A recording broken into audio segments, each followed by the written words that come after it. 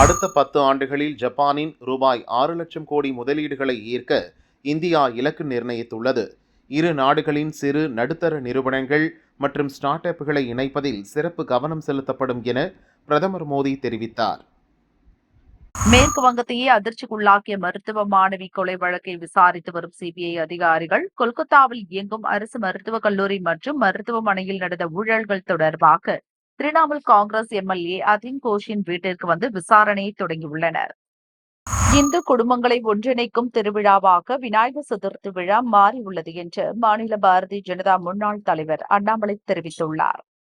திருத்தணி முருகன் கோயிலில் இன்று ஒரே நாளில் சுமார் 90 திருமணங்கள் நடந்ததை அடுத்து மலையடிவாரம் முதல் கோயில் வரை திருமணங்களுக்கு வந்தவர்களால் பெரும் நெரிசல் ஏற்பட்டது.